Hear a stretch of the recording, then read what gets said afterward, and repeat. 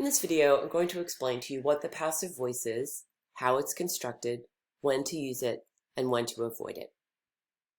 So the passive voice is when the action of a sentence is done by the object of the sentence instead of the subject. And what this does is it sort of downplays or obscures who it is who's doing the action, the verb, right? So active sentence construction is just subject, verb, direct object. The bunny eats a carrot, right? Passive is when you decide that you're going to make the carrot be the subject of the sentence. And you would do that if you wanted to really highlight or focus on the carrot as opposed to the bunny. So passive construction is a little bit more complicated. The sentence would be the carrot is eaten by the bunny. So you see that I'm flipping the bunny and the carrot so that the carrot becomes the subject.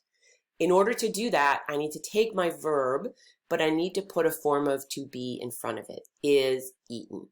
And then in order to attach the subject to the sentence, I need a preposition.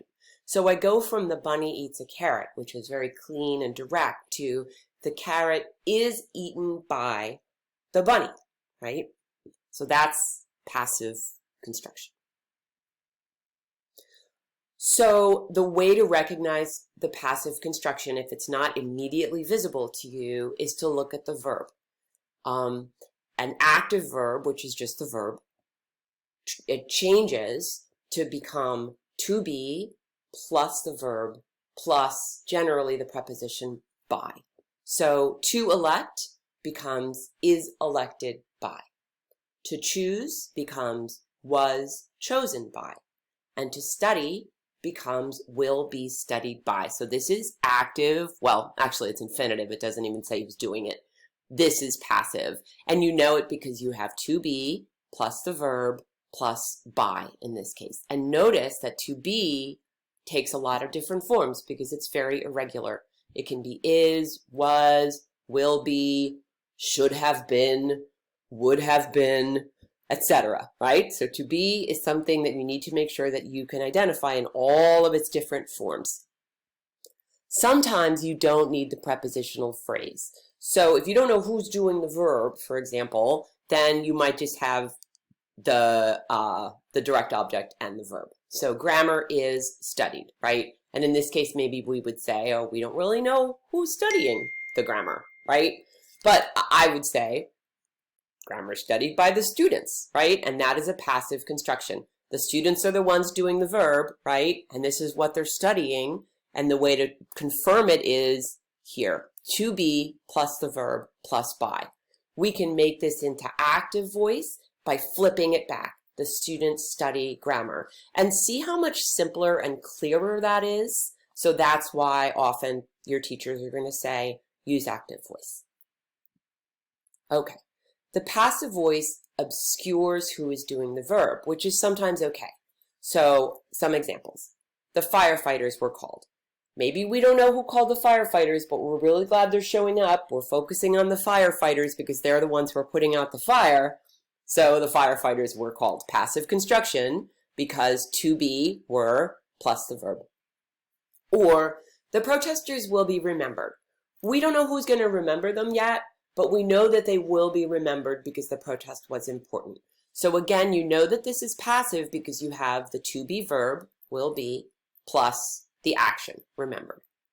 Mexico is known for its beaches, culture, and food. It doesn't say who knows Mexico for beaches, culture, and food, because in this case, we want to focus on Mexico itself. But we still see the passive construction, to be, plus the verb, and in this case, know by whom. We don't know who. Well, kind of anyone who knows about Mexico, really, but onward. Sometimes it's not okay to use the passive voice. The most famous construction that is not okay is mistakes were made, because as you can see, it doesn't say who made the mistakes. So this is often said by someone who made a mistake. So another example might be tuition will be raised. Well, who's raising the tuition? It would be helpful to know, right? So that could be tuition will be raised by the administration, or the administration will raise tuition if we want to make it the active voice. So here's a really famous example of passive voice, Pence saying Mistakes were made in classified records handling. This is an example of someone who is trying to obscure who made the mistakes in the classified records handling. So whenever you see that phrase, mistakes were made, you need to always ask yourself, who is making the mistakes? Who is doing the action? Because this is not an acceptable use of passive voice because no one is taking responsibility for what they did. Nonetheless, you can see this is a passive construction. To be plus the verb and then onward to the rest of the sentence. So I hope this is helpful. If you have any questions, send me an email and I'll do my best to explain some more.